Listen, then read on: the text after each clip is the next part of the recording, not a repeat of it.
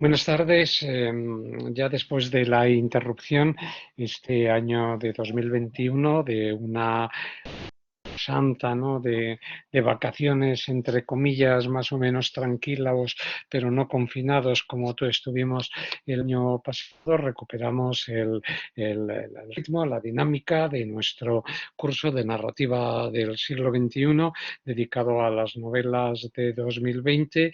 Y en este caso, como vamos por las franjas de edades de los autores, le toca el turno al autor Sáenz de Urturi, que fue o recibió el premio Planeta, justamente esto ha permitido, ¿no? Lo comentábamos hace dos jueves, que el azar de las fechas uniera la presentación del premio Nadal, que denominábamos que era una novela pre-COVID, precisamente porque es dada la Noche de Reyes, el 5 de enero, con una que es enteramente post-COVID, ¿no? Porque creo que Planeta seguirá dándolo el día de Santa Teresa, el 15 de octubre, como es tradición. Va a presentar el análisis, la disertación sobre esta obra, el Benjamín de los eh, interesados, ¿no? En esto, o de los expositores, ¿no? Por utilizar un término que nos recuerda a Bernardo Achaga, Mario Escudero González, alumno de segundo del grado de estudios hispánicos, muy buen alumno, y que ha tenido, bueno, pues de todo ese grupo ha sido el único, ¿no? Que se animó a hacer una disertación sobre una novela cuando pusimos en marcha la primera convocatoria. Doy fe de la voluntad, ¿no? Y sobre todo de lo animoso que es Mario, y de lo bien que trabaja. Así que espero que efectivamente la exposición que haga se ajuste a esto que os estoy indicando. Venga, Mario, cuando quieras es tu turno, y luego ya tendremos un debate sobre esta obra, que es un poco controvertida por algunos aspectos, como enseguida veremos. Fijaos que pasamos de un Nadal que estaba enclavado realmente en la actualidad más inmediata, aunque estuviera en un espacio estadounidense, a una obra que, como sabéis, bueno, pues es puramente una novela histórica y es la única que vamos a tener además en este ciclo de análisis de 16 novelas. Venga, con esto yo creo que ya puedes comenzar. Mario, gracias. Vale, pues muchas gracias, Fernando. Y bueno, muy buenas tardes a todos y bienvenidos al certamen literario que estamos celebrando aquí los jueves con el motivo de las novelas publicadas a lo largo de 2020. Y bueno, como sabéis y como veis en la pantalla, os he traído para comentar esta obra de la autora Eva García Sáenz de Urturi, Aquitania. Y bueno, vamos a comenzar. Y bueno, antes de nada también quería agradecer las palabras de Fernando a la presentación que me acaba de hacer. Y bueno, os voy a poner un breve índice en el que voy a explicaros brevemente qué vamos a ver a lo largo de la exposición. En primer lugar, vamos a ver la biografía de la autora, a raíz y acompañada también de una entrevista que favoreció, bueno, que aportó en el diario digital El Cultural. En el tercer punto vamos a hablar de las genealogías de la vida de Leonor de Aquitania y de todos sus acompañantes, como podría ser, por ejemplo, Luis VII de Francia, pero que vamos a ver a continuación. El cuarto punto va a ser el resumen del argumento. Os voy a contar brevemente de qué va la obra. En quinto lugar, vamos a hablar de la estructura de la obra y de todo lo que consta en toda ella. El sexto punto, vamos a hablar de los tipos de narradores que he encontrado y que, bueno, que si habéis leído el libro podemos hablar sobre ellos, incluso, pues eso, discutirlo en el debate literario. El séptimo punto, y el que es yo creo que más importante y más, pues bueno, centrado en el análisis literario, son los temas de la obra, que me he apoyado junto con los textos para ver y que veáis de dónde salen pues, las ideas o sea, que he encontrado en la obra. Y por último voy a cerrar la obra, bueno, la exposición, perdón, con una breve conclusión. Bueno, empezamos con la biografía de la autora. Os presento a Eva García Sáenz de Orturi. Y bueno, esta autora nació el 20 de agosto de 1972 en Vitoria. Y bueno, se trasladó a Alicante con la edad de 15 años y a lo largo de, bueno, a poco tiempo, estudió en la misma universidad en la que residía, en Alicante, la antigua diplomatura, me parece, o los antiguos estudios ligados a óptica y optometría, que es un dato que me parece, pues bueno, curioso, ¿no? Porque no conoce, bueno, yo por lo menos no conocía a ningún autor que hubiera estudiado esto, quitando pues algún doctor como podría ser Pío Baroja, pero bueno, en fin, también quería comentar que poco a poco, tras un breve tiempo trabajando, la autora se vio interesada por el tema que estamos tratando, ¿no? De la literatura. Y bueno, tanto es así que publicó su primera obra en 2012, la saga de los longevos, La vieja familia, y que para ello tuvo que trabajar durante 3 largos años para documentarse en esta primera novela que también publicó. También en otras obras de la autora, aunque no son tan conocidas, también quería destacar la figura de Los hijos de Adán o Paisaje de Tahití, ambas publicadas en el año 2014. Pero sin duda alguna, seguro que conocéis más a esta autora por la publicación del libro El silencio de la ciudad blanca, el año 2016, una obra novela negra, o sea, de tipología de novela negra, y que luego el éxito que tuvo en aquel momento esta obra la llevó al cine, tanto es así que fue protagonizada, que ya lo acabo de ver, por Belén Rueda y por Javier Rey, y cuyo director había sido Daniel Calparoso. Y bueno, ya tras estas breves notas de algunas de las otras obras, si queréis leer de Eva María, quería comentar, bueno, que Aquitania fue otorgada, la obra de Aquitania fue otorgada, el premio Planeta, fue otorgado el premio Planeta en noviembre de 2020 por su temática histórica, que habla sobre todo de la figura de Leonor de Aquitania, que vamos a hablar ahora a continuación. No obstante, aunque la obra es sin duda alguna de temática histórica, también me gustaría poner de manifiesto que también he notado, o por lo menos a una primera en la lectura, unos tintes de novela negra. Y bueno, voy a pasar a comentar la entrevista que concedió al periódico digital El Cultural con unas breves preguntas que le hicieron sobre la exposición de la obra.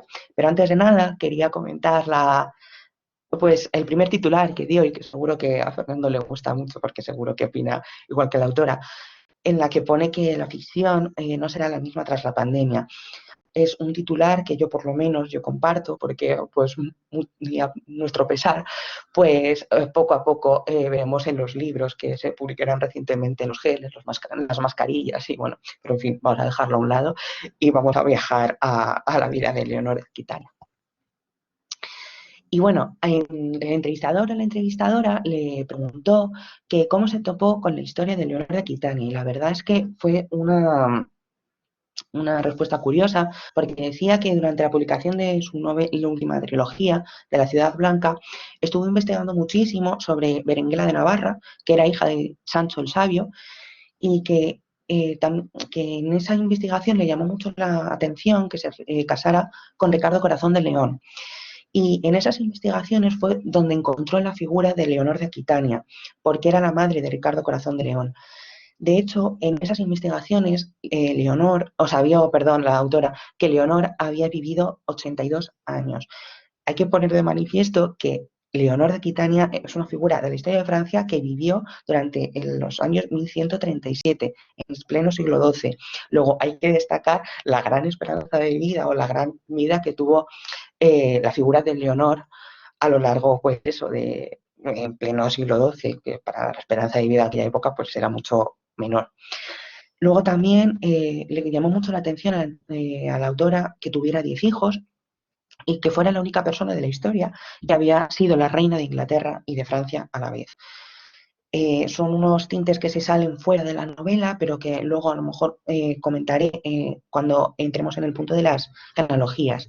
Además comenta Leonor, la autora, que fue ahí cuando descubrió que Leonor tuvo que asumir por primera vez todo el trono o todo el poder de la cristiandad con la edad de 13 años.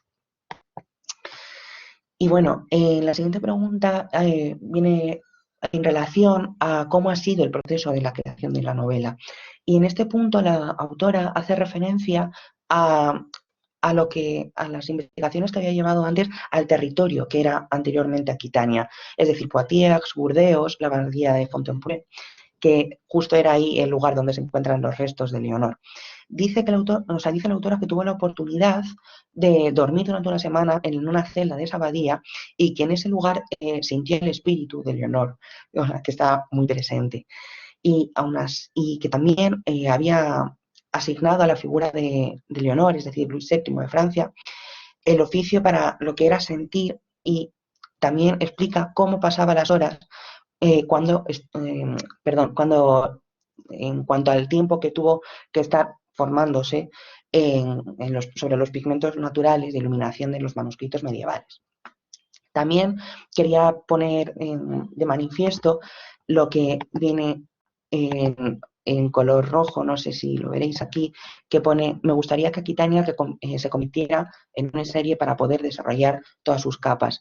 En este sentido, fue una pregunta que le habían hecho posteriormente la autora, en la que, como veis, pone referencia que es mejor que, si se quiere reflejar la vida de este personaje tan complejo de la historia de Francia, sería mejor una serie antes que una película para desarrollarlo. Pero bueno, como nosotros nos dedicamos más a leer, pues leeremos el libro y lo disfrutaremos mucho más. Y bueno, antes de pasar al siguiente punto, me gustaría también eh, animaros a esta pregunta que le habían hecho a la autora, porque decía que qué terrenos quería explorar en sus futuras novelas. Y bueno, no había terminado una y ya le estaban metiendo en otra, como se suele decir, porque dice que la autora dice que quería descansar, básicamente, porque tenía un jet lag de 900 años, que se dice pronto, la verdad, que además en este punto también dice que el proceso de creación de Aquitania ha sido muy largo, porque estuvo 2 años y medio viviendo en la Edad Media y conociendo toda la vida cotidiana de Leonor de Aquitania. Así que dice que se tiene que quitar, o sea, que volver al presente y desempolvarse de esta ficción. Además cuenta que desde que empezó esta obra hasta que la ha podido ya publicar, que ha pasado muchísimas cosas, cosa que es cierto, y que nos ha cambiado la vida para todos, al igual que ella piensa que cambiará la ficción, que cambiará la ficción poco a poco, paulatinamente. Bueno, ahora vamos a hablar un poquito del contexto histórico. Muy mala ponencia tendría que estar haciendo si no os hablo un poco del contexto en el que sucede de la acción. En primer lugar, tendríamos que decir que estamos en el año 1137, que se dice pronto. Fijaos lo lejano que nos queda estos años, que todavía ni los reinos cristianos habían conquistado el reino de Granada y, bueno, o sea, lo que quedó después de los reyes católicos. No habían ni llegado ahí en las batallas de las Navas de Tolosa, 1212. Pero bueno, nosotros ahora estamos centrados en Francia y sobre todo en los personajes que veis ahí en la diapositiva. En primer lugar, os presento a Luis VI de Francia, que es un personaje que destaca porque es de la dinastía de los Capeto y también conocido como Luis el Gordo. Nació en París y fue un rey enérgico y contó con la colaboración del abad de Suger de Saint-Denis, abad de Saint-Denis. Además de Suger, también hay que poner el énfasis en otros personajes, como podría ser Dalerán, que era un ayudante muy cercano en todas las tomas de decisiones que tenía que tomar Luis VI. ¿Por qué digo esto? Porque Luis VI es el padre del que es uno de los otros protagonistas que desencadenan en la vida de Leonor de Aquitania. porque su hijo Luis VII, antes de que muriera su padre, Luis el Gordo concertó matrimonio con Leonor de Aquitania. El matrimonio que se había concertado era el fin último que tenía era una pura estrategia. ¿Por qué digo esto? Porque lo único que le interesaba al padre era contener, o sea, tener muchísimos más territorios de los que tenían en aquel momento. Territorios como Guyena, Gascuña, Poitou o Lemosín, entre otros. Y bueno, tras el fallecimiento de su padre y de su coronación, destaca que fue coronado en Burdeos el 25 de diciembre de 1137. Y luego ya os presento por fin a Leonor de Aquitania, que, bueno, que fue hija y fue heredera del último duque de Aquitania, si no me falla la memoria, Guillem X de Aquitania y de Poitiers, al casarse con el rey Luis VII de Francia. Matrimonio que, como ya he comentado, ha sido una pura estrategia, pero no solo una estrategia para, por lo menos en el libro, para eh, tener idea de qué es lo que ha pasado con un asesinato que voy a comentar ahora en un momento. Y bueno, que contrajo matrimonio Leonor a la edad de los 17 años con Luis VII, pero no será ni su primer ni su último casamiento. Como veremos, Leonor se casa hasta 3 veces, y aunque esto queda un poco al margen de la novela. Una vez terminado el contexto histórico, vamos a hablar, si se pasa la diapositiva, a ver, ahora, de la genealogía de Leonor de Aquitania y un poco también de un poco de la psicología de los personajes. Bueno, Eleonor de Aquitania es hija de Guillem IX y también de Aenor de Châteauroux. Y bueno, también, ¿qué quiero decir con esto? Que Guillem X fue el duque de todo, de todo el lugar de Aquitania, y que a su vez este fue hijo de Guillem IX de Aquitania y de Felipa de Tolosa. Guillem IX no aparece prácticamente, no me falla la memoria en la novela, pero Felipa de Tolosa sí. Felipa de Tolosa aparece como la abuela, que es obviamente de Leonor, para ayudarla en todo lo que pudiera, más que nada en la tercera parte del libro. Pero bueno, hay que tener en cuenta que Leonor tenía 2 tíos, Eduardo y Raymond de Poitiers. Eduardo prácticamente no aparece en la obra, sí que es verdad que aparece en algunos momentos puntuales, pero el que verdaderamente cobra protagonismo en la obra es Raymond de Poitiers, quien se casó con Constanza de Antioquía. Perdón. ¿Por qué digo esto? Porque Eleanor de Aquitania eh, fue, por decirlo de alguna manera, Eleanor de Aquitania y Raymond de Poitiers fueron, a pesar de que les unía el parentesco, pues también les unía el amor. Es decir, era un amor, vamos, que estaba produciéndose el incesto, cosa que, pues, dado el contexto histórico en el que nos encontramos, pues no nos sorprende tanto. Bueno, Eleanor de Aquitania tenía 2 hermanas, que era Aigret, que prácticamente no aparece en la novela porque falleció pronto, pero sí que aparece con mucho y es un gran peso para la protagonista, Aiglet, su hermana, que le ayudará a tomar las decisiones que menos querría tomar, pero que es sobre todo su peso fundamental para llevar a cabo todo el hilo narrativo, vaya. Y bueno, a partir de aquí os voy a explicar brevemente la genealogía de Luis VII, porque como vais a ver ahora, se complica bastante. Bueno, Luis VII es el hijo de Luis VI el Gordo y de Adelaida de Saboya. Luis VI es un hombre que precisamente no era conocido por su buen hacer, vamos a decirlo suavemente. ¿Por qué lo digo? Porque únicamente a él lo que le interesaba eran los territorios y la expansión de toda Francia. En contraste, Adelaida de Saboya aparte de que no es un personaje que tiene mucho énfasis ni que se recalca mucho, es la madre únicamente de Luis y que prácticamente fue apartada del trono. De hecho, Luis VI, ya os voy adelantando, le propuso a su hijo Luis VII que él era el que se tenía que casar con Leonor de Aquitania para o sea, para poseer todos los territorios que él quisiera. Y tanto es así que le obligó a que fuera o sea, que fuera él el que se casara, porque si no, su madre, Adelaida de Saboya, sería asesinada y en consecuencia Luis VI se casaría con Leonor. Y bueno, como veis ahí, Luis tuvo muchísimos hermanos, que no vamos a entrar muchísimo menos en ello, sino destacar que Luis tuvo tres uniones, que en el primer lugar fue con Eleonor de Aquitania, en segundo lugar con Constanza de Castilla, con la cual tuvo sus hijas Margarita y Adelaida, y luego en tercer y último lugar Adela de Champaña, cuyos hijos fueron Felipe, Augusto e Inés. Os preguntaréis que por qué hay unas interrogaciones justo abajo de Leonor de Aquitania. No os voy a desvelar si Leonor de Aquitania tuvo hijos con Luis VII para pues, incitaros a leer pues, la novela. Bueno, en cuanto al resumen del argumento, pues entramos ya en lo que viene siendo los aspectos puramente literarios. Bueno, en 1137, el duque de Aquitania, la región más codiciada de Francia en aquel momento, había aparecido muerto en Compostela.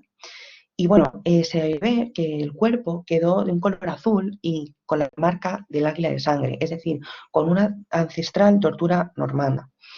Por ello, Leonor decide vengarse y para ello se casa con el hijo del que cree que es su asesino. Por eso también se casa Leonor, por motivos puramente de venganza.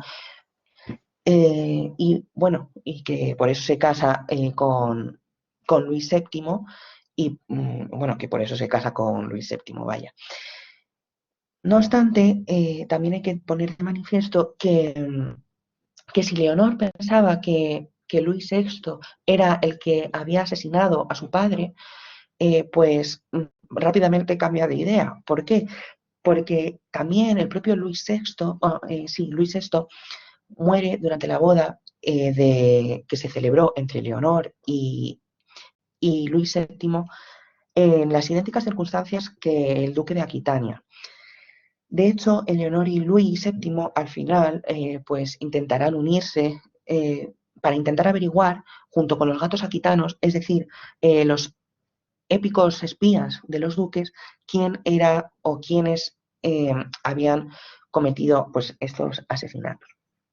También habría que poner de manifiesto que décadas antes de la muerte del duque de Aquitania, un niño sin nombre había sido abandonado en un bosque por 5 madres.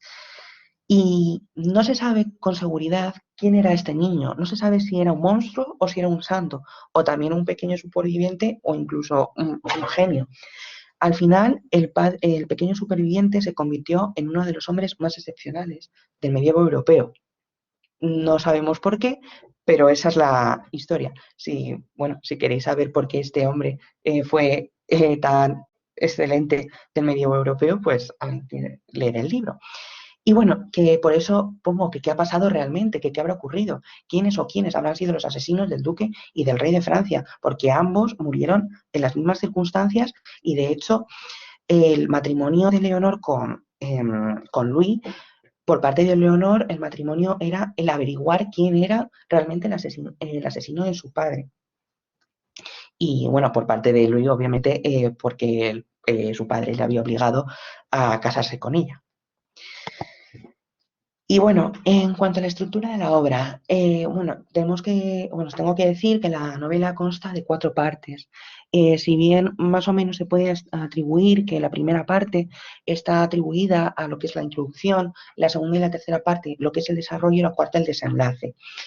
En cuanto a los números de capítulos, más o menos son relativamente iguales, en torno a 12 o 13, pero en la primera parte, en la introducción, se ve que no son los mismos números de capítulos, sino que son un total de 20 y 21, incluido el prólogo en la que habla Leonor de Aquitania. Luego, en cuanto a la estructura del libro, he pensado, no sé si estaréis de acuerdo, que no es completamente lineal. ¿Por qué lo digo? Los sucesos sí que transcurren de manera cronológica, pero hay que mm, tener en cuenta la aparición de este niño que no se sabe quién es, si es un santo o si es un monstruo. Esos episodios o esos capítulos se ven interrumpidos para averiguar realmente quién era ese personaje a lo largo de la obra. Y bueno, al final de la obra también la autora recoge toda la información de toda la bibliografía que utilizaba para la elaboración del libro. La bibliografía es bastante amplia y se puede consultar en cualquier momento para saber la dura y todo el trabajo que, bueno, que yo os puedo confirmar que ha hecho la autora para llevar a cabo el desarrollo de este libro. Y por último, quería poner de manifiesto que el hilo narrativo, como aclara la misma autora, Eva Sáenz de Urturi, en la nota de autora, se refieren únicamente desde la muerte del padre de Leonor hasta su retorno en Tierra Santa. Es decir, lo que vemos reflejado en la novela es, mm, perdonadme por la expresión, pero es una ínfima parte de lo que realmente conocemos de lo que se conoce de la figura de Leonor de Aquitania. Y bueno, tras esta especie de estructura, de especie de introducción a lo que es la novela, vamos a hablar de los narradores de la obra. Bueno, la obra cuenta principalmente con 4 narradores, pero no todos ellos son iguales. 3 de ellos son homodiegéticos, extradiegéticos, aquiescientes y confidentes. ¿Qué quiero decir con esto? 3 de estos narradores que vamos a ver ahora hablan en primera persona y hablan en primera persona para nosotros. Ellos nos están contando qué es lo que están viendo y qué es lo que nos están viendo, o sea, qué es lo que están viendo, nos hace pensar que son equiscientes. Están narrando los hechos tal cual vienen o tal cual lo están viendo venir. En ningún momento ellos son omniscientes, no saben qué va a pasar en ningún momento. Lo único que nos están contando son paulatinamente todos los hechos narrativos que hay. Y luego, en cuanto al grado de confianza que nos puede dar estos 3 narradores, hay que poner en juego que son confidentes porque no nos están intentando mentir, únicamente nos están contando realmente qué es lo que están viendo metafóricamente con sus propios ojos. Y bueno, para que veáis que, bueno, que no son cosas que me he sacado yo de la manga. No sé si lo veis bien, porque en el PowerPoint se veía más grande. Si no lo veis bien, hay una lupa a la mano izquierda para que podáis ampliar. Y bueno, dice, por ejemplo, Ray, que os recuerdo que es el tío de Leonor, en un primer momento, en un primer capítulo, que dice, y leo, sé que mi caballo me pedía descanso, demasiados días a galope desde que partí de Compostela. Solo me detuve para hacer ciertas averiguaciones en tierras navarras, pero ya en mi hogar me urgía llegar al estanque del diablo, del diablo cuanto antes, y darle las nuevas a Lía, antes que al consejo. Bueno, aquí lo que está poniendo en manifiesto Ray es, a ver si se puede, espero que lo veáis, el cuadradito. Lo que está poniendo en manifiesto son unas primeras investigaciones que hace sobre quién es el verdadero asesino de su hermano, del duque, de Guillermo Noveno. Y que en primer lugar se lo quería contar a Lía, que, bueno, que es realmente es Leonor. Luego, por ejemplo, también, para no entrar bueno, sí, en este caso sí, en los textos, quería poner el énfasis en que, a ver, que os voy a poner un cuadrado para que sepáis, el rectángulo, para que sepáis dónde estoy, aquí. Vale, Luis, que es el marido de Leonor de Aquitania, eh, dice textualmente, había visto el retrato. Fue la confirmación de que la joven sirvienta a la que confesé no era una delirante. Era ella la mismísima Eleanor de Aquitania. La había creído desde el primer momento. Era culta y estaba acostumbrada a ordenar. Ninguna sirvienta hablaba con esa autoridad que emanaba de ella, ni elegía las palabras de modo tan preciso. Y supe que era ella desde el primer instante, en la siguiente página. En ese momento, Luis habla de cómo conoce realmente a Leonor a través de ese retrato que le había enseñado con anterioridad le había enseñado su padre para que se casara con él, vaya. Y bueno, en los siguientes textos, a ver, a ver si soy capaz de poner el rectángulo. Bueno, me queda un poco mal, pero está ahí. Dice Eleonor, Aleid se calmó un poco, confiaba en mí. Nos metimos en la cama y nos tapamos bajo la manta, como cuando éramos... Perdonad un momento que están llamando, que descuelgo el teléfono.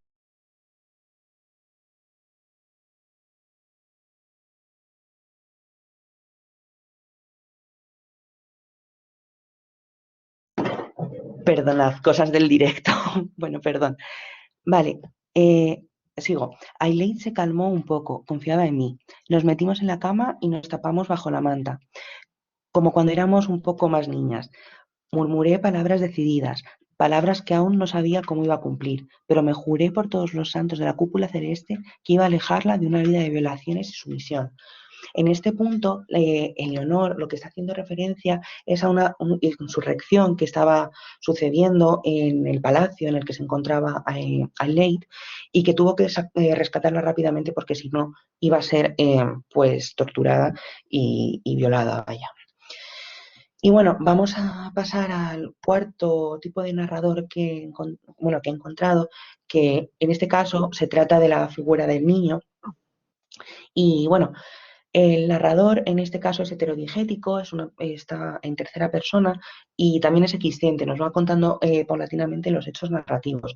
Y en principio diría que es confidente, pero también es verdad que habría que examinar con más exhaustividad el libro para saber si realmente no está dando todo ese grado de confidencia. No me voy a detener en ello para centrarme en la parte ahora más estrictamente literaria. A ver.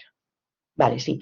Nos vamos a centrar ahora en lo que son los temas de la obra. Y bueno, he seleccionado 10 temas que, bueno, pues bajo mi perspectiva son los más importantes que podemos sacar de la obra, aunque podemos hablar de muchísimos más luego, luego después en el debate. Y bueno, tengo también que decir que no son, o sea, que los temas no están relacionados en orden de importancia, sino están ordenados según como me aparecían en el libro, o sea, que no es esa importancia. Y bueno, voy a pasar al primer tema, que me parece bastante relevante, que es la importancia de la lengua de Oc. ¿Por qué digo lo de la importancia de la lengua de Oc? Porque para los aquitanos esta lengua era algo propio y era algo que solo únicamente ellos conocían.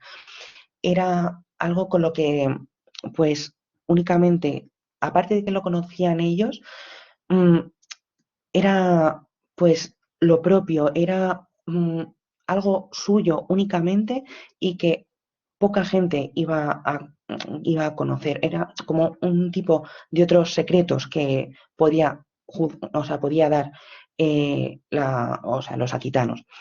Por ejemplo, la lengua de Oc estaba muy presente en la obra, ya desde el prólogo, como podéis ver en el primer párrafo, cuando dice que Leonor, que en este caso habla Leonor, fue una asesina precoz. Con 8 años me bastaron 2 letras, Oc, sí, y mi amada lengua occitana, para acabar con la vida de mis torturadores. O, por ejemplo, también cuando explica por qué se llama Leonor en el siguiente párrafo. Fue rubia como su madre, y pese al disgusto de la parturienta, que se negó a tomarla, su orgulloso abuelo decidió llamarla Ainor, Eleanor, la otra Ainor. Y así se quedó, pese a que cuando hablábamos en la lengua de Oc la llamábamos Alienor.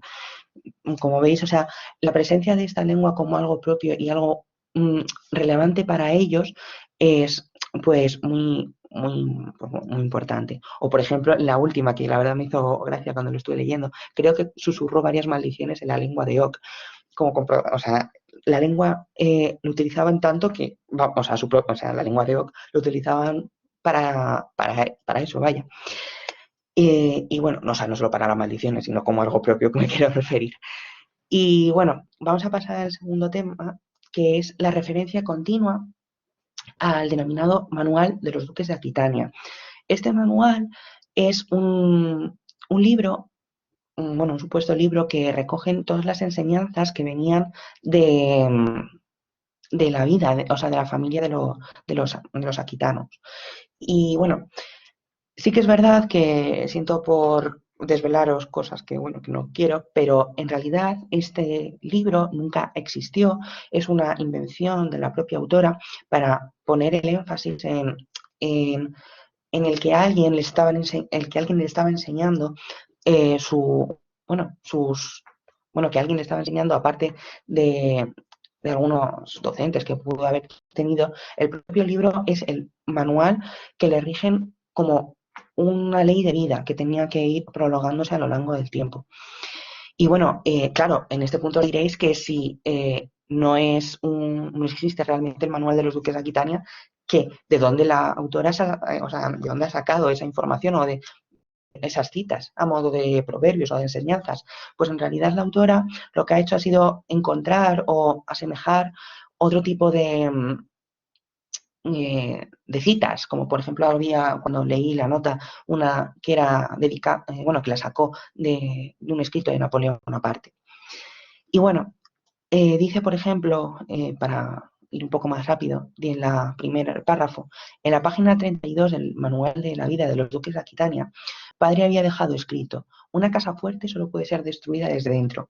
Ninguna viga centenaria soporta la carcoma. El pequeño animal corrompe la madera ancestral y la convierte en polvo que se derrumba. O también esta que me parece además muy bonita, que dice que ganar no es nada. Disfrutar de la victoria y sus beneficios lo es todo. Rescate del manual de mi familia, página 18. Fue mi bisabuelo quien lo escribió. Aquí vemos que son citas que están recientemente en la obra, pero es constante la referencia a esta obra a modo de sabiduría propia que tienen que ejercer para seguir llevando adelante toda la vida que van a llevar a cabo. Bueno, en tercer punto, es el machismo de la sociedad de la época. Bueno, este machismo, la verdad es que lo encontré pues justamente al principio de la obra, y yo creo que como tal no aparece en toda la obra, quitando en este punto, pero me pareció muy importante ponerlo de manifiesto. Sí que es verdad que hay que tener en cuenta la perspectiva en la que estamos ahora. Estamos en el siglo XXI. En aquel momento era el año 1137. Entonces, es verdad que hay que tener en cuenta las diferencias históricas, pero, o sea, la perspectiva histórica. Pero lo pongo de manifiesto, entre otras cosas, porque la autora lo ha descrito de una manera, a mi parecer, sublime. Lo veis, por ejemplo, en esa cita. No os equivoquéis, Hildegarda. Ella es la semilla del tronco de los duques de Aquitania. Yo soy solo una rama transversal. Ella es la duquesa y será buena en el gobierno de los aquitanos. Para ella ha sido instruida. Esta cita, o sea, este primer párrafo lo comenta Ray, porque en el transcurso del viaje yendo a Compostela, me parece que estaba yendo, pues se encontró con esta mujer a la que necesitaba pedir ayuda, y por eso le había, pues, o sea, para poneros un poco en contexto de por qué sale la cita. No obstante, Hildegarda le respondió: pero es muda, insistió terca. Y Ray dice: ya no lo es, ahora es una demasiado locuaz, por cierto. Y Hildegarda dice: ¿y si no sobrevive rodeada de varones? Es solo una mujer. Ray, me obligué a sonreír con desenfado. Yo creo que, o sea, pocas palabras hay que añadir más ante la descripción de, de la autora. Las mujeres en aquella época incluso se denigraban a sí mismas eh, con respecto a los hombres. Ellas se pensaban que eran menores que otros, cuando realmente, pues, otra de las enseñanzas que podemos sacar de la obra, que todo el mundo es igual y que no hace, o sea, y que lo de, ¿cómo decirlo? Mm, pues, o sea, que todo el mundo, para no irme un poco del tema, que todo el mundo somos iguales, y que independientemente del género que sea, vas a hacer bien las cosas o no. Bueno, en cuarto lugar, he destacado el tema de los secretos de los duques de Aquitania. Este tema sí que es verdad que podría ir un poco ligado al primero y al segundo, al de la importancia de la lengua de Oc y la referencia al manual al manual de los duques de Aquitania. Lo que estáis viendo es un símbolo que utilizaban por lo menos tal y como refleja en la obra, los aquitanos, en el que se representan las palabras solo sé subir.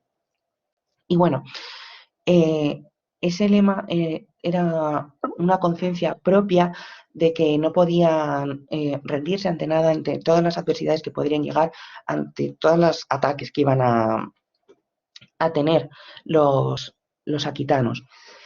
De hecho, lo explica así. el personaje era nuestro lema privado. 3 palabras susurradas de padres a hijos desde la cuna.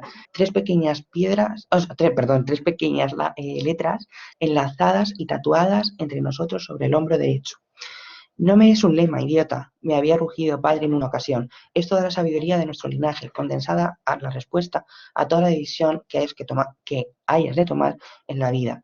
Yo creo que el texto lo refleja muy bien. Únicamente estos símbolos reflejan la lucha que tienen que seguir y abandonar todas las adversidades para centrarse únicamente en lo siguiente, lo positivo que van a encontrar a lo largo de la novela.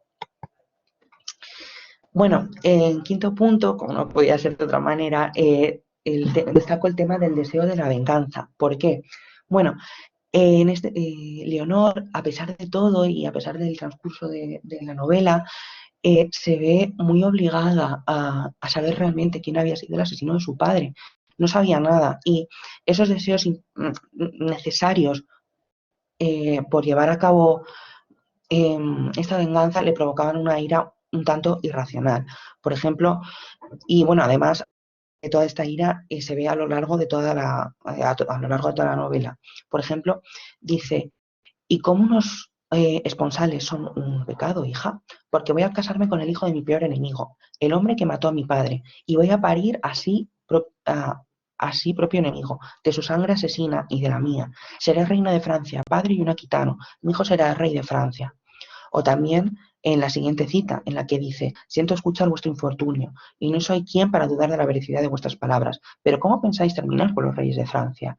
Pariré un aquitano tras otro, y después del débil rey niño, será un orgulloso hijo de Aquitania quien reine en la corte de los Capetos. Diluiré su sangre en la mía, todas las veces que haga falta, una y otra vez, y así educaré a mis descendientes para que mi linaje se imponga hasta que no quede un solo mechón rubio sobre la corona real.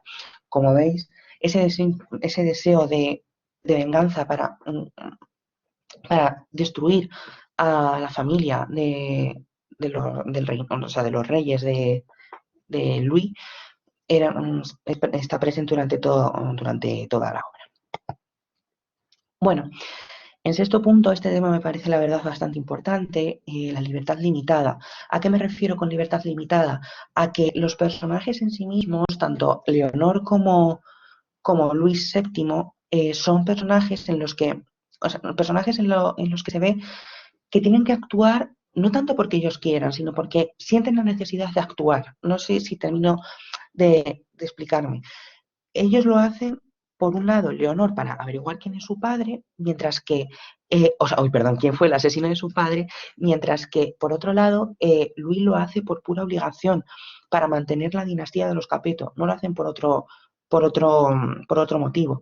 Y de hecho, lo refleja muy bien en el texto, pero vamos a pasar, para no irnos mucho de tiempo, y bueno, sí, voy a pasar al siguiente tema, que va ligado a muchos de los anteriores, que dice que son las continuas investigaciones sobre la muerte del duque de Aquitania. Y bueno, la obra se aprecia durante muchísimo tiempo que Leonor intenta averiguar en principio, cuál ha sido el método por el que su padre ha sido asesinado, porque no lo tenía del todo claro.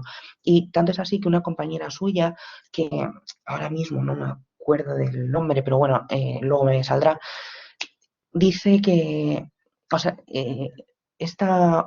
jolines, que iba a decir, sí, que las investigaciones de la muerte del duque de Aquitania están constantes a lo largo de toda la novela, porque Leonor siente la necesidad de saber, en primer lugar, quién, pero en segundo, cómo habían hecho esta...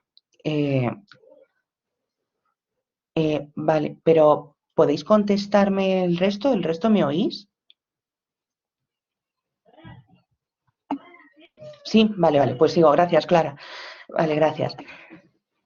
Vale, bueno, que lo que decía, que a ver, que retomo un poco. Sí, vale, las investigaciones. Que Leonor era la encargada la propia encargada de investigar el cómo y el porqué del asesinato de su padre. Y entre otras cosas, investigar paulatinamente en todos los lugares a los que se ha ido desplazando el método por el que le habían asesinado. Y bueno, eh, vamos a leer la cita. Dice: tenemos un cuerpo muy ultrajado y los venenos pueden ser varios. Vuestro tío hizo bien su trabajo y cuando cruzó los distintos reinos camino de vuelta de Compostela, preguntó a herboristeros, parteras y todo aquel que supiera de sustancias. En Navarra encontró rumores, vale, Fernando, en Navarra encontró rumores y leyendas, en concreto una, la del beso de Adelfa. Es costumbre en esa tierra, mala costumbre que, y ahí como se suele decir, ahí lo dejo, para que investiguéis en qué consistía esa técnica del beso de Adelfa, que la verdad es muy importante para entender el transcurso de la novela.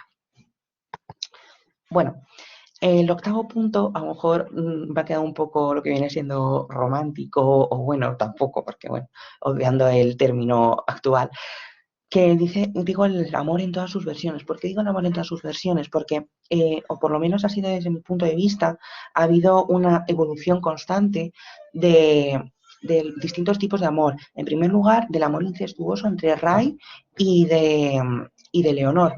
Un amor en el que al principio se ve un amor verdadero, pero también un amor carnal, que se ve sobre todo al principio de la novela.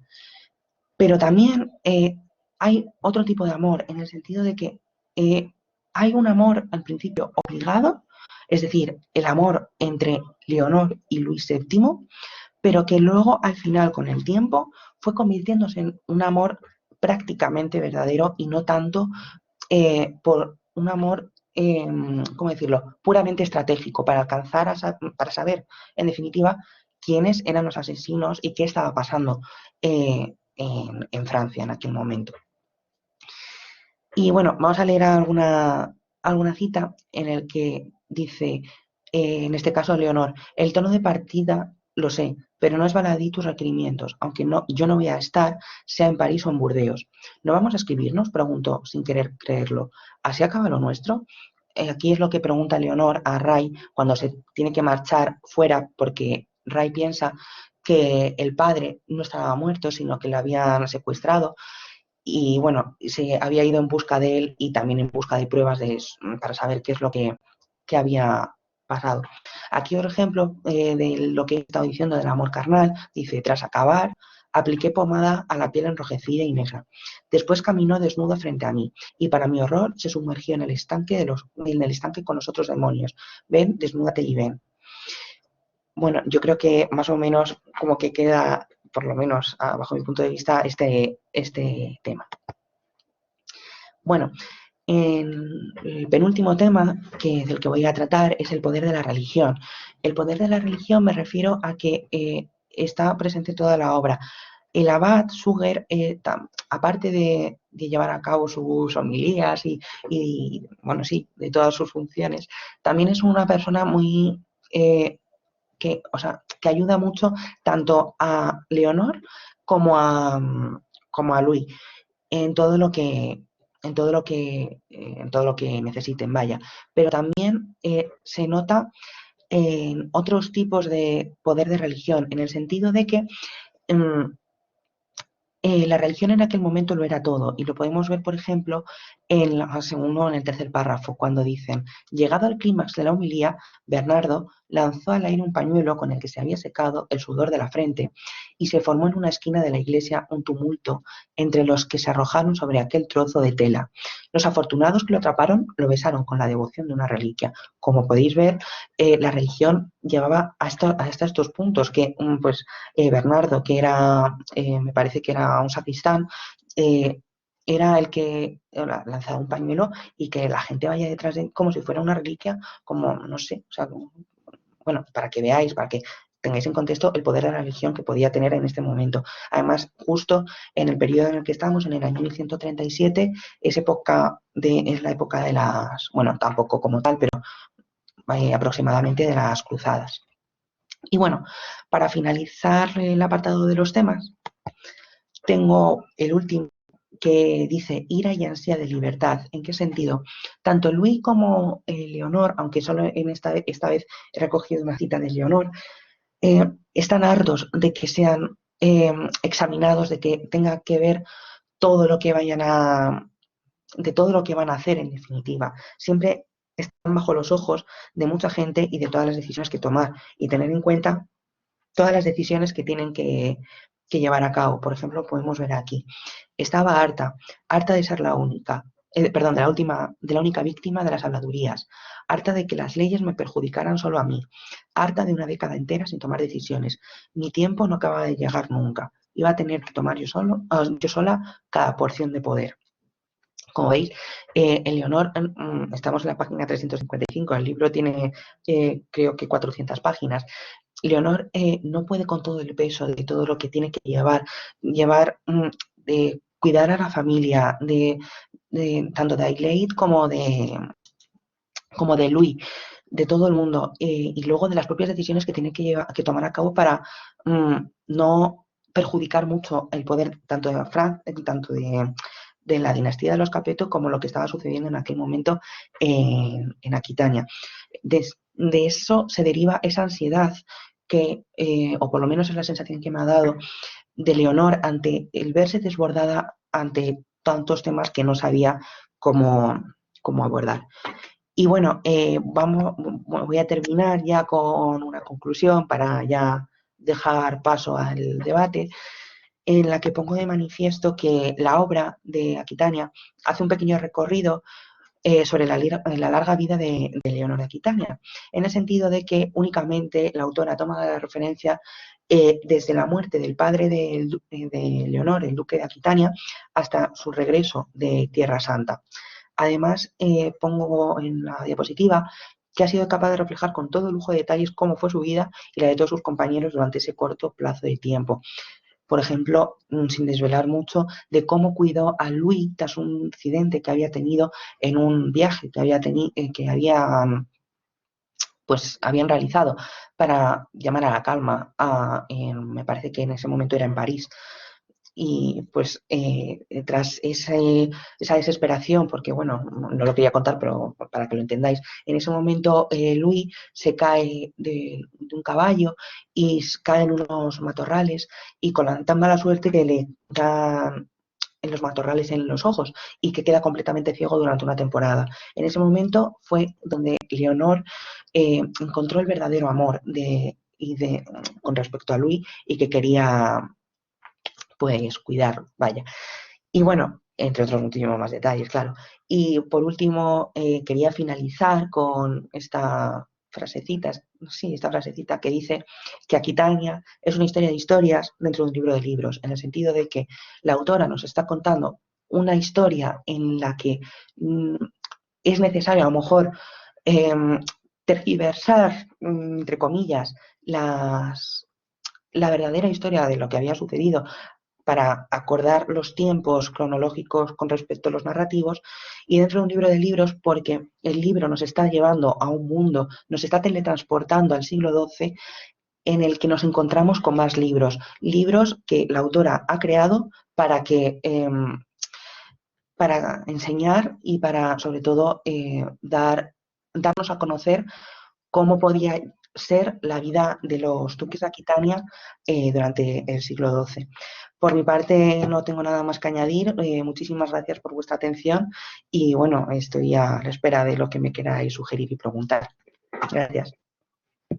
Gracias, Mario, sobre todo por haberte sujetado tan estrictamente al tiempo, ¿no?, que te hemos fijado para las exposiciones, para que podamos contar luego con un poco de margen, ¿no?, para el debate, que seguramente pues habrá compañeros que quieran comentar y que se habrán sentido muy interesados por todas las cuestiones que has señalado. Yo creo que esta última conclusión tuya cifra muy bien, ¿no?, lo que puede llegar a ser esta obra, ¿no? Uno se encuentra que está llena de materiales y que evidentemente la obra ha sido escrita además ese propósito de ir fragmentando toda una serie de sucesos y con ello podríamos recuperar de la entrevista del Confidencial, que has hecho muy bien en ponerla en el comienzo de tu presentación, una frase que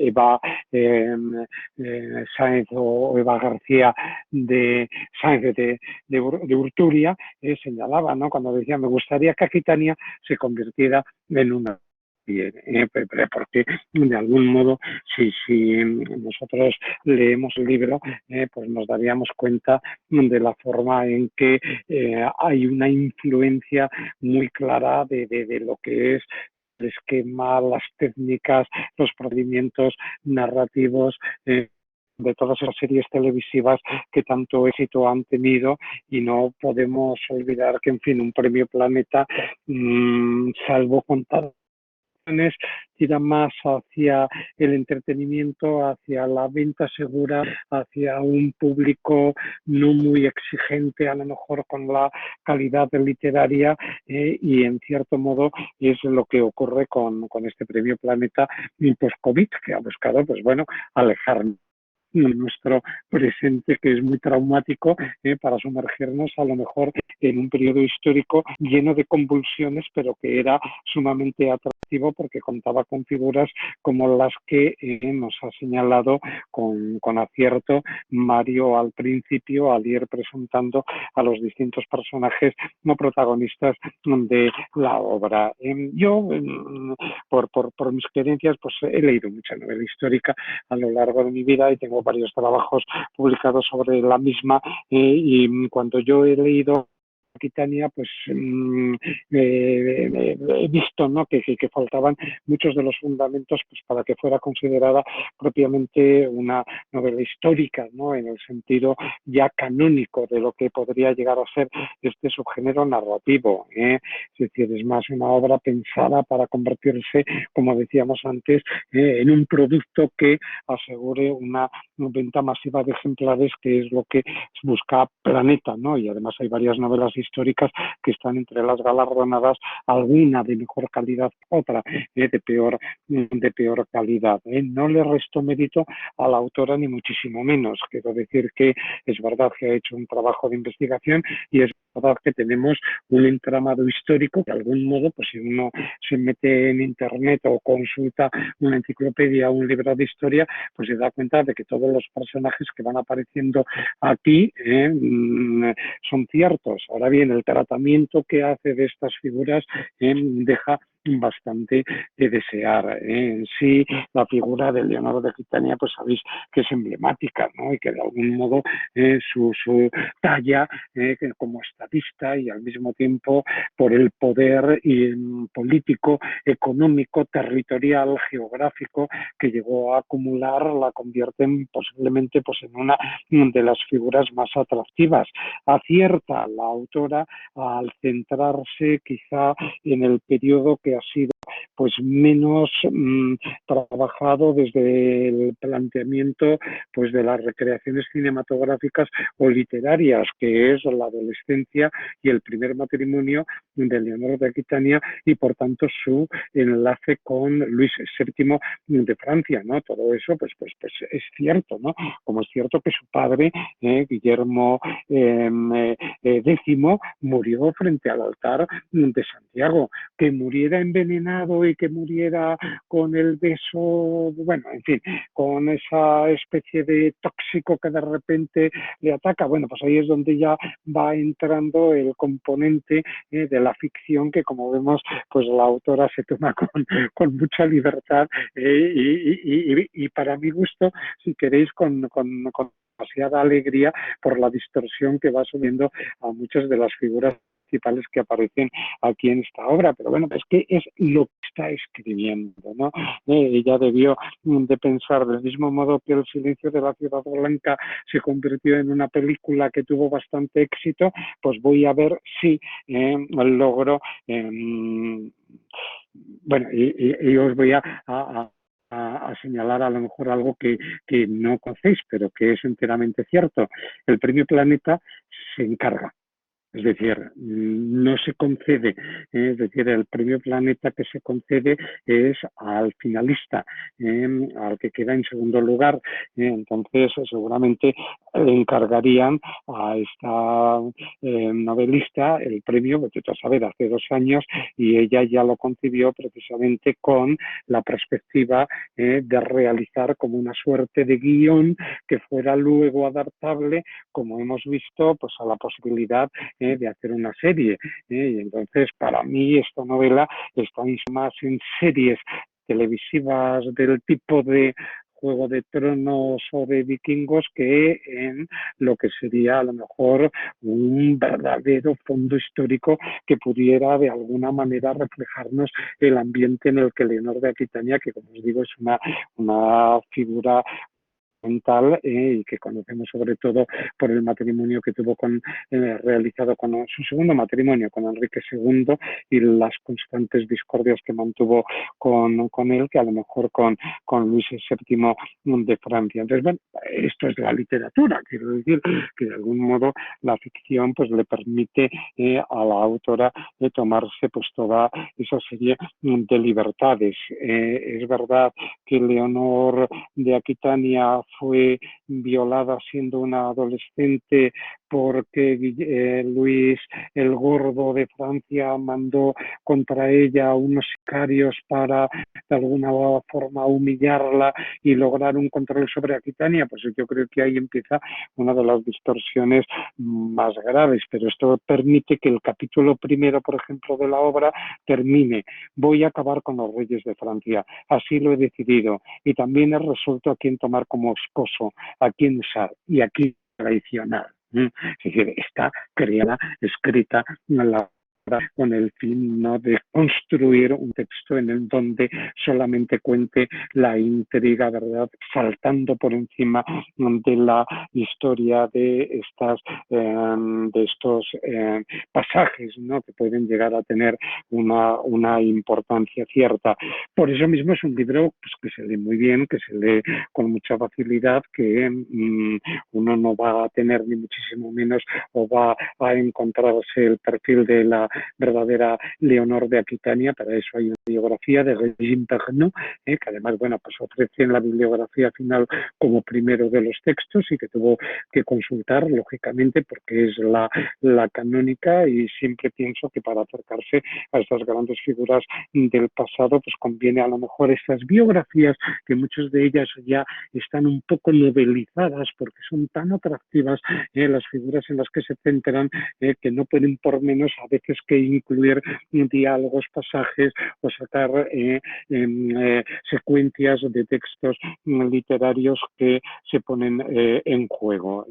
Es verdad, y por ejemplo, lo ha señalado muy bien Mario, las preocupaciones que Leonor de Aquitania llegó a tener para que esa prolífica descendencia que tuvo con sus dos maridos, el rey de Francia y el rey de Inglaterra, lograr con ella tender una red de influencias a lo largo de toda Europa. Es decir, sabéis que, por ejemplo, Leonor de Inglaterra, hija que tuvo con Enrique II Plantagenet, vino a Castilla a casar con Alfonso VIII y fue una de las mejores reinas, ¿verdad?, que hubo entre el siglo XII y el siglo XIII.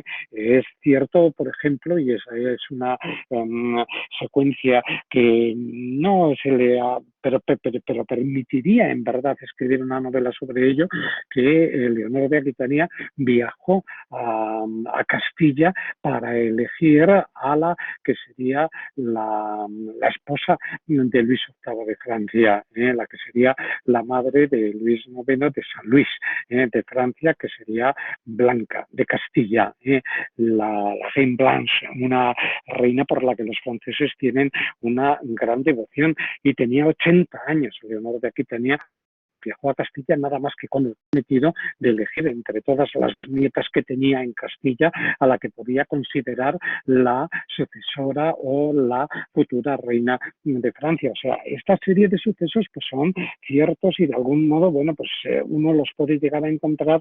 Lo que pasa es que, como os indico, la novela pues está construida fundamentalmente con esa preocupación, ¿no?, de atender más a unas intrigas que sean llamativas y en donde lo que predominen pues sean las conjuras políticas, los crímenes o asesinatos cometidos de esta manera. Por ejemplo, claro que existió Thierry de Galleran como uno de los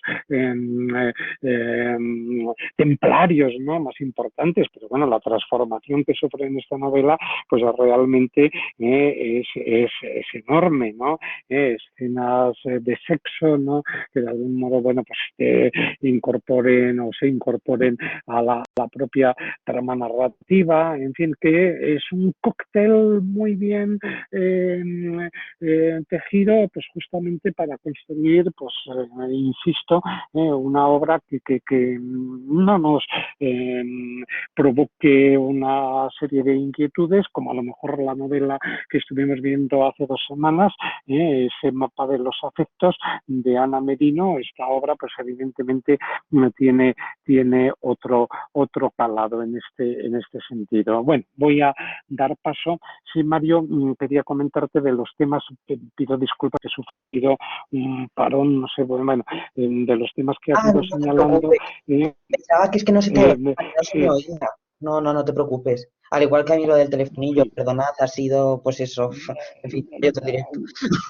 Nada, sí, quería solamente señalarte dos pequeños matices, ¿no? Cuando hablabas de la lengua de Oc, ¿no?, como primero de los temas, evidentemente la lengua de Oc la utilizaban en Aquitania y para ellos, frente a los franceses que utilizaban la lengua de Oil, pues era una lengua que les permitía comunicarse, ¿no?, entre sí, y de algún modo pues que no se enteraran, pero fue una lengua muy importante, ¿no?, que se hablaba pues justamente en lo que es hoy la mitad de Francia, y parte también de Cataluña tuvo una influencia extraordinaria. Hoy en día se sigue hablando, ¿no? Es una lengua que tiene una riqueza, precisamente por eso la poesía occitana, la poesía trovadoresca, el amor cortés, todo esto surge justamente de esta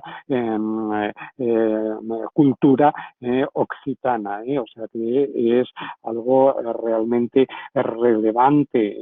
Y la figura de Bernardo, que has dejado caer por ahí, que si era un sacristano, no sé qué, bueno, es es otra figura tan importante como la propia Leonor de Aquitania, es Bernardo de Claraval, abad, ¿no? Luego San Bernardo enseguida, es uno de los grandes artífices, ¿no?, de la cultura, no solamente religiosa, sino también caballeresca, en cierto modo, ¿no?, porque gracias a él comenzaron a construirse toda una serie de tratados con los que encauzar de algún modo pues ese espíritu caballeresco. Él fue el gran inspirador, ¿no?, de estas cruzadas que aparecen también como parte de la trama narrativa de esta obra, ¿no? El resto de los temas que he señalado pues están muy bien traídos a colación y son muy acertados. Bueno, me callo ya. Estaría hablando de esta obra y de la figura, porque Leonor de aquí tenía mucho tiempo, pero quiero No, que no te seáis preocupes. vosotros los Muchas que gracias, tengáis Fernando. ocasión de establecer o de intervenir en el debate. A ver, alguien, por favor, que quieres comentar alguna cosa, Mario, a lo que yo he señalado, o cerrar No, alguna de bueno, las ideas. sí que es verdad, o sea, que, o sea, no me había, o sea, es que justo cuando estaba hablando no me estaba acordando de la figura de Mm, Bernardo, porque es que tenía tantos nombres en la cabeza que es que ya no, o sea, no me venía, pero sí sí, que es verdad que sí. era una figura importante en el libro, sí, sí, toda la razón. Mm. Efectivamente, igual que la Bad Sujet, ¿no?, que aquí también te suena una transformación enteramente radical, pero bueno, es parte, ¿no?, como digo, de la transformación de la historia en un guión que a lo mejor, pues vete tú a saber que a 2 o 3 años lo acabamos encontrando pues convertido en una serie, o lo tienen ya previsto. ¿Alguien quiere hacer algún comentario?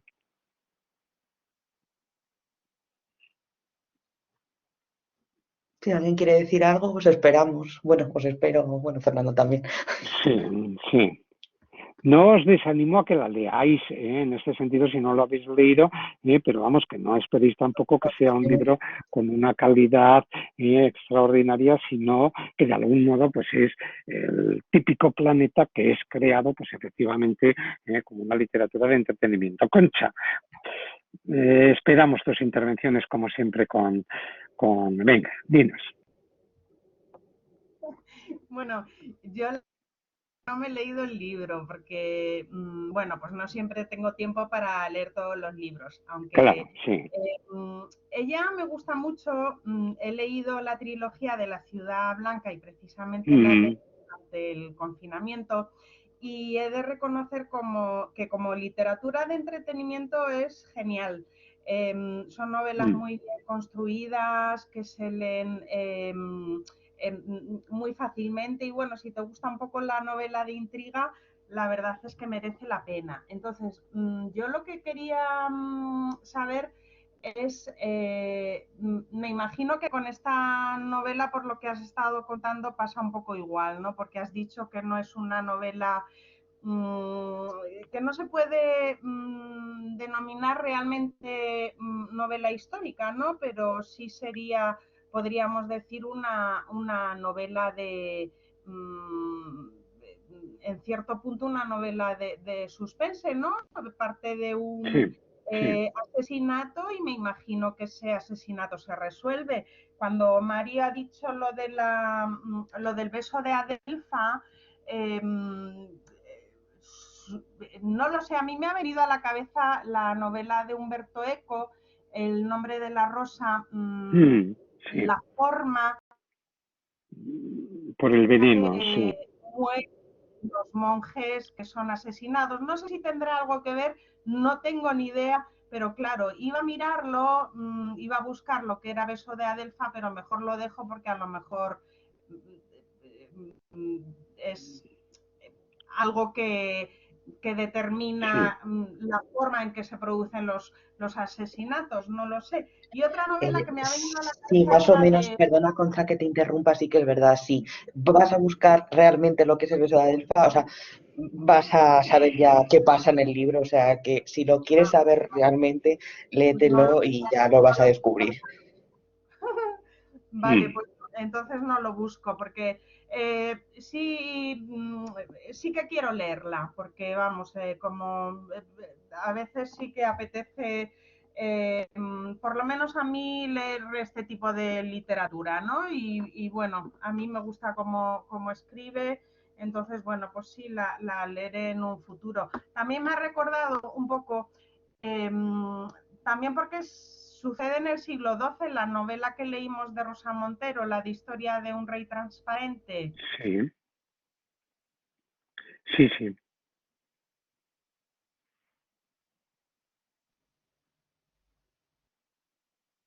¿Amazona o la...? No, no estoy muy segura.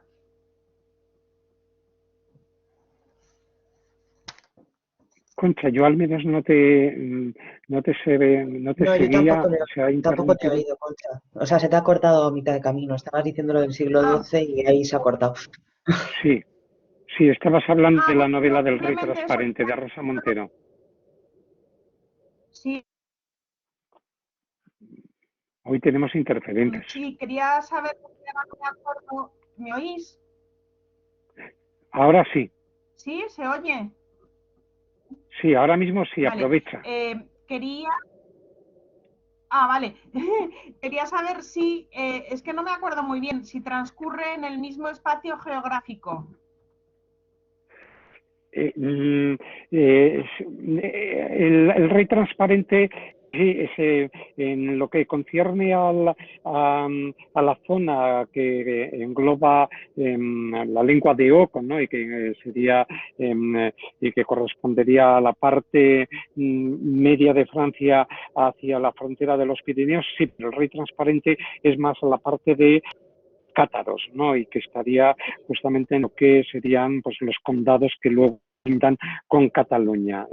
Entonces es más las guerras herejía de los cátaros, etcétera, que no pues los problemas de la zona de Aquitania que nos pilla la zona de Poitiers, que es en donde la figura de Leonor de Aquitania instala su corte y que está más cerca del Atlántico que no del Mediterráneo. Es decir, sería, digamos, está un poco la determinación de esto. Lo que pasa es que la novela de Rosa Montero pues es puramente ficticia y aún así es más histórica que esta novela de Eva García, porque estamos ante una novela que es pseudohistórica, y de verdad, quien quiera encontrar a la figura de Leonor de Aquitania, que se olvide, va a encontrar a alguien que se va a llamar Leonor de Aquitania, ¿no? Y que va evidentemente a tener un desarrollo de sucesos o de hechos pues muy similares, porque es verdad que la verdadera Leonor de Aquitania marcha con su marido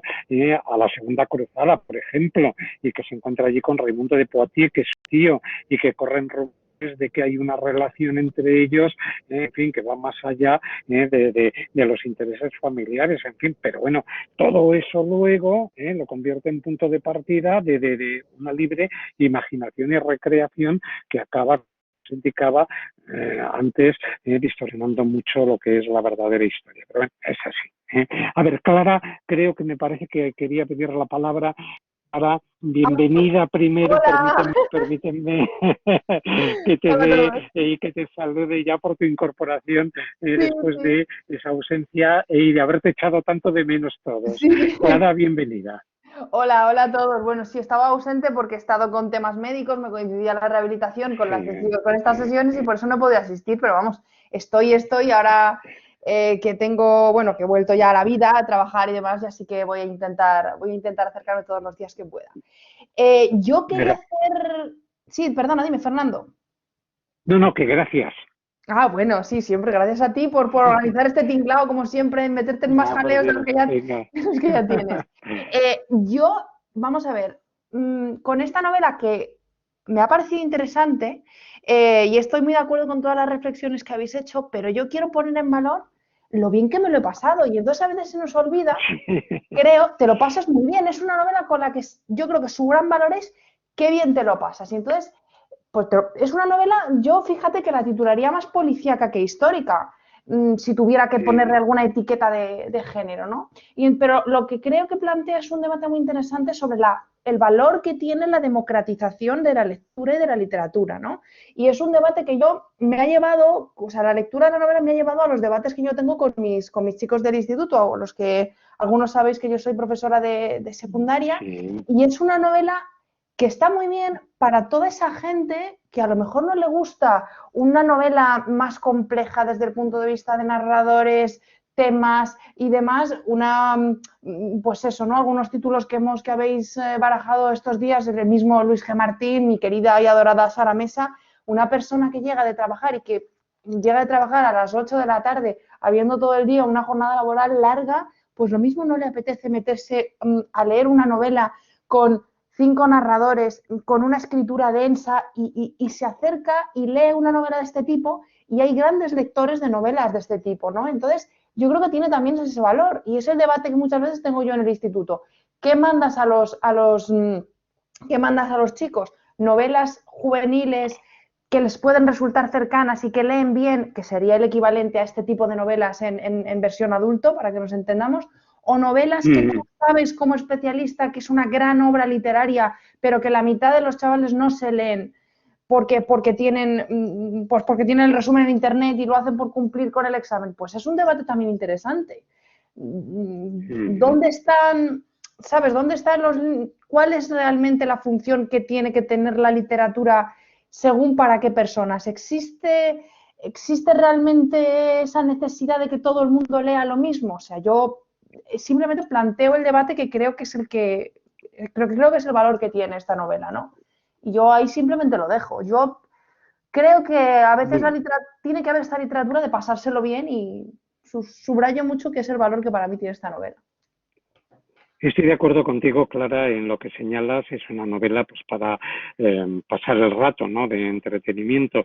Yo la llamo una novela pues para leer en la playa tranquilamente, para cuando vuelves, como tú dices, de una agotadora o vas en el tren y dices, oye, que tengo media hora y no me voy a poner aquí con toda la gente a leer algo que exija una concentración máxima, ¿no? Es decir, es este tipo de lectura. Ahora, eso sí, discrepo mucho contigo sobre el hecho de que, por ejemplo, esta sea una novela o una lectura, es decir, que no podemos renunciar a alumnos y menos los de bachillerato se nos acerquen a nuestros grandes clásicos, ¿verdad? En el sentido de que hay que intentar preservar un poco la lectura de calidad para afinar o para formar a los alumnos frente a este tipo de obras. Por aquí Yo hay estoy alumnos totalmente de que han acuerdo, estado con... Fernando. Yo he de decir que Sí, sí. es que además ha sido muy al hilo de que esta mañana hemos tenido en el instituto debate con esto. Yo sigo siendo firme defensora de que Efectivamente. hay que leer porque al final nuestra labor como, en este caso, como docentes de literatura es acercar nuestro patrimonio literario a los alumnos, ¿no? Pero es verdad que a veces, Sí. sobre todo pasa con los pequeños, que mandas una novela horrorosa, pero que al final, cuando estamos todos muy cansados, no tenemos tiempo de buscar más títulos, que se llama Nunca seré tu héroe, de María Menéndez Ponte, que es una cosa horrorosa, ¿vale? Pero yo Ya. entono el mea culpa en que a veces no tengo tiempo de leer, de investigar y demás, la mando y además Claro. los chicos se te acercan, esto la mando para los pequeños, ¿eh? Los chicos se te acercan y luego al final y te dicen, profe, dame otro libro como este. Y se enganchan a la segunda parte y a la tercera parte Ya. y consigues que un alumno que nunca ha leído un libro se lea 3 libros de un... Entonces, Sí.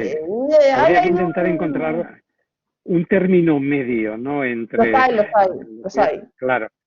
Efectivamente, pues ya lo sé. Aquí Antonio Luis nos dice que claro, hay que leer de todo, ¿no? Y con Agatha Christie pues te lo pasas de miedo, por supuesto, y que además son escritores que dominan la técnica, ¿no? Del suspense narrativo y que no podemos ni muchísimo dejar de lado, o con el mismo Julio Verne, Jules Verne, ¿no? Y que luego, fíjate, todas sus novelas cómo han logrado pues tener un impacto pues verdaderamente extraordinario.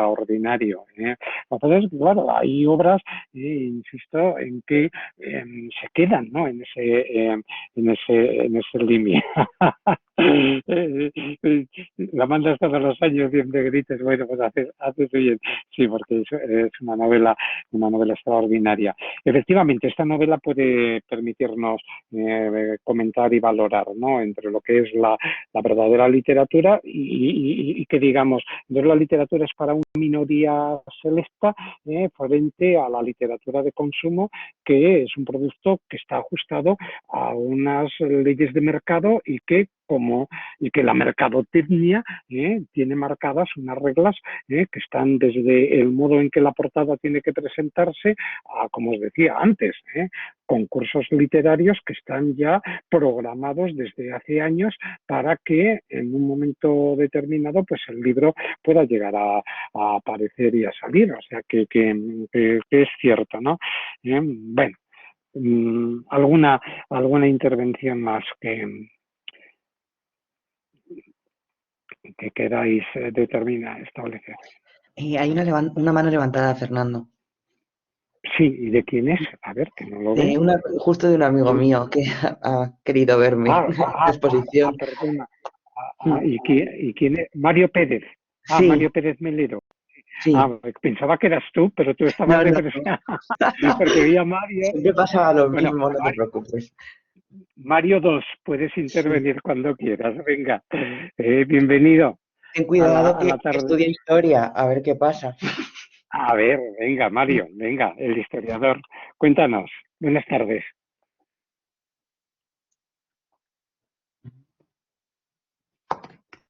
Mario, puedes hablar cuando quieras. Es que tienes que darle al micrófono. Abajo verás que hay... A ver. Se nos está ha ido. Se estará a lo mejor es que no se ha dado cuenta que estaba el micrófono y que tenía que darle para poder intervenir. Bueno, pues mientras... Bueno, a ver si ahora vuelve a entrar. Mario interviene, a ver si alguien quiere. Yo quería Pensad comentaros, que... a Sí, raíz de lo dime, que estabais dime. diciendo, que tampoco es tanto el mandar libros clásicos como mandar libros actuales, que también, yo creo que también Mm, he dado a la forma en cómo se explica. Yo estoy convencido en que hay que renovar la forma de enseñanza en la educación de la literatura, porque me da la sensación de que únicamente se dedican a dar teoría en vez de dedicar también a mm, dar clase de realmente de cómo aprender a leer o cómo disfrutar un libro. Yo no sé, mm. yo sí, por ejemplo, mando leer el Quijote, vamos, no me puedo creer que nadie cuando esté hablando de cuando Don Quijote se da contra los molinos, nadie se ría. Yo perdonadme, pero no, o sea, Mm. no me lo creo. Entonces, también yo creo que habría que investigar un poco nuevas formas en las que se pueda manifestar el entretenimiento de la literatura, que para eso, de hecho, está. Sí, esa es la Hola, preocupación, ¿no? que nos asiste. Mario, sí, adelante. hola, Ay, perdón, es que no sé que he ido a encender el micrófono y se me ha bloqueado. Disculpa. no te preocupes. Venga, buenas tardes. Buenas tardes, muchas gracias. Bueno, lo primero, darle la enhorabuena a Mario por esta excelente intervención Mm, y también las gracias mm. porque, bueno, yo siendo estudiante de historia, no siempre tenemos estas oportunidades de entrar a curiosear en actividades de otros grados y la verdad es que es un gusto poder participar. Bueno, Pues pues, ya tienes perdona Mario, ya tienes la puerta abierta para cuando quieras volver. pues muchísimas gracias. Pues nada, yo quería señalar a modo de pregunta para Mario y también de crítica en este sentido de que quizá sea una novela muy comercial, ¿no? Mm, Ha habido un momento cuando nos ha contado Mario que la multitud van todos a arrojarse a por el trapo manchado en sudor, creo que ha dicho del sacristán, en la Francia occitana del siglo XII. Y me ha llamado bastante la atención porque, en contra de lo que se suele pensar, la religión cristiana en Occidente no estaba tan inculcada en el, perdón por la expresión, en el populacho, ¿no? Como dirían los jesuitas en el siglo XVII cuando iban a las misiones del pueblo gallego, a los montes, que decían, estos gallegos son como indios, no conocen ni a Cristo, solo están bautizados. Entonces, bajo mi punto de vista, quizá ese haya sido un matiz muy comercial, ¿no? El exceso de religión en la Edad Media no es tanto como el público se pueda creer. Y nada, quería preguntarle a Mario si he entendido bien y era la masa, el populacho, el que se arrojó a por el trapo o era otros individuos, porque no me ha quedado muy claro. Bueno, gracias Mario por la pregunta. Yo creo que, bueno, es que estoy haciendo memoria porque hace mucho que me leí el libro. Creo recordar que era todo el mundo, mucha gente la que se estaba peleando para ir a por el paño. Creo que recordar que sí, que era toda la gente. Sí, el episodio corresponde precisamente, y tú lo habías señalado, a la figura de Bernardo, ¿no? Que por eso yo te corregí, ¿no? Lo de Sacristán, porque es Bernardo de Claraval, que luego sería San Bernardo. Entonces, bueno, pues es parte del proceso agiográfico de esta figura, ¿no? Y entonces suerte de eh, esa suerte de paño, ¿no? Que lo cubre, parece que tiene como unos poderes taumatúrgicos, unos poderes curativos, ¿no? Y lo que hace la autora pues es precisamente estar utilizando estos elementos propios de la piedad popular, que era quizá una de las vías de divulgación, ¿no? de la doctrina religiosa en los siglos medievales, ¿no? Porque a fin de cuentas lo que dice Mario del popular, pues del pueblo, ¿no? Llano, sencillo, del tercer estado, por llamarlo de esta manera, era totalmente inculto, ¿no? Son gentes iletradas, ¿no? De ahí, bueno, los grandes mosaicos, ¿no? O los tímpanos que encontramos en las portadas de las catedrales, ¿no? La Biblia Pauperum, la Biblia de los pobres, los centros de peregrinación, los centros monásticos, ¿no? Como a través de la literatura y del arte, pues está intentando, evidentemente, edificar o transmitir una serie de doctrinas esenciales del credo cristiano, ¿no? Y en este caso, quizá este episodio pues esté correspondiendo a hechos ciertos de que en la propia vida de San Bernardo de Claraval se lo tenía casi como santo, ¿no? Y como una figura a la que tocabas como si fuera Cristo, sus vestiduras, y tenías, bueno, de alguna manera sentías esos influjos benéficos, ¿no? Que este monje cisterciense transmitía. Entonces, bueno, es un episodio que vendría de algún modo a conectar, ¿no? con el fervor, con la piedad popular de la Edad Media. Gracias por la pregunta, Mario. ¿Alguna cuestión más?